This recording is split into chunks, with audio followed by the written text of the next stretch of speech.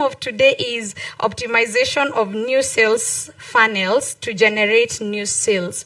And that is a strategic priority for all businesses. So with that said, let me just say something very brief about it. We all know a sales funnel. Do you understand what we mean by a sales funnel? A funnel is like this. You start with very general as you go to specifics. And sales funnel, the process of generating a sale or a new sale is, in summary, just 4 processes. The first one is awareness. The second one is interest. The third one is decision, until now the last part, which is taking action. Okay? So the reason I've told David to stand here, we will use him as our case study today. We are talking about products and services, but in this scenario, let me use David. What I didn't tell you about David is that he's a senior bachelor. And so I'm trying to just see how we can put this example of generating new sales. So our new sale this time is David getting a suitor. Yeah? Hey, kuna mtu ajamini David is single. So let's use that. Let's suppose that David is trying to find a suitor. And we just go with it in stages. We talk about the first one, which is awareness.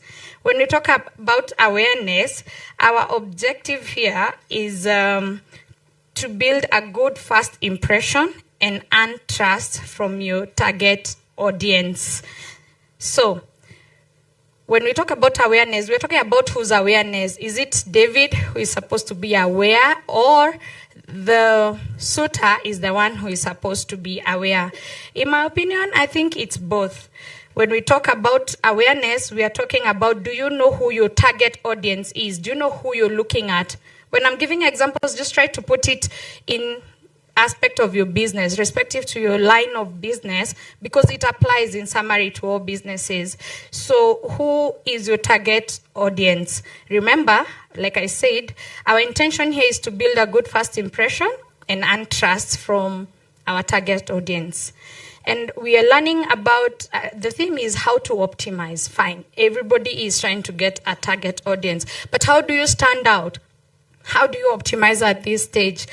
One of them is do a thorough research to understand your target audience, so that your products can appeal to their specific needs, yeah? So are you strategically positioned where these clients will see you? Yeah, David. If they go to the Academy of Dance and Art, will you go to look for her at the golf course? Am I making a point? So again, if your target audience is these are their passions, this is what they do for recreation, this is what makes them tick, why are you going to market, put up banners in a place that does not relate to that line of business? Yeah. And then the other thing is, if you're very clear with the why you want to sell to that business, why you want to sell to that clients, they say the stronger the why, the clearer the how you're going to be able to find the steps of acquiring that business. So how clear are you about the niche you want to serve? Yeah? And how will these prospective clients know that your product or service exists and it's meant for them? Okay? So allow me to go to the next one, which is interest. So at this stage, the client has gone around, they've seen the banners, they've seen various companies selling real estate, but now they seem to have an eye on your particular business as much as you're among a pool of businesses. So the fact that they have noticed you, yeah, ameanza kuingia box somehow. Remember, we're still finding a suitor for David. Ameanza kukaa ni kama anaingia box, anamuona lakini ajifanya amuoni. That's where we are. There's a little interest, yeah.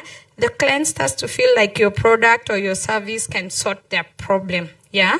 And generally, what is business? Business is simply identifying a need and then providing solution in the most customized way possible for that target audience. So what's your goal here? We said we want to nurture a relationship, yeah? See, we say people buy from you first, the person, before buying your product or service, right? So you sell yourself first. So you're trying to build a rapport, a relationship. Ama you just come and bombard somebody. There's something we call elevator pitch. What do you say in the first 2-3 minutes when you're talking to a client?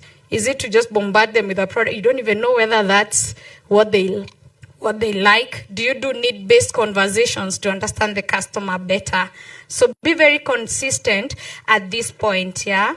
Keep the momentum and keep making follow-ups once you start to understand what the customer likes and have noticed that the customer has an eye or is a bit keen on your product or services. Remember, at this point, the customers are still on the fence.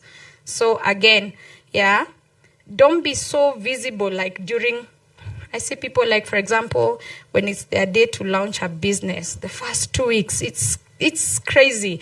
You're bringing in influencers, you're on TV, you're on social media, you're on all that, and then again you disappear.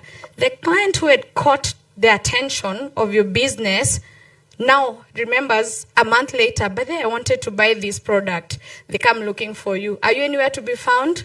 No. Your momentum went down. So how do you expect to capture this client? So again, consistency is key at this stage. I don't know how that applies to David now. Anybody? Yes, Becky? I'm bombing. Yeah, so that's where we are now. Any other suggestion you might think when it comes to interest? I don't mind an input, that would be nice. How do you keep the client interested? If you've noticed, amekuja na akachukua flyer. Akarudi akachukua namba ya simu. Akarudi akauliza where your offices are. Anaenda anarudi. They've just shown an interest, but they're still on the fence. They're going back and forth. What do you think you can do better? But then we have awards. We have our lovely lady from East Africa Cables. She has beautiful quality notebooks. And I'm sure she feels generous today. She'd like to gift someone. So, kama una notebook, ama yako imeja already, this is your time. Our clients are still on the fence. What else can we do to pull them in? Remember, there's AMG, there's Nisiri, there's Optiven, there is... but yeah, so there's Home Africa, yes.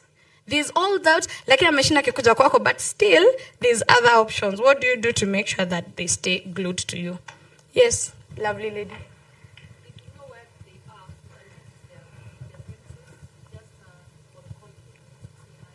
Aha. She said if you know where they are, you can visit their premises, yeah.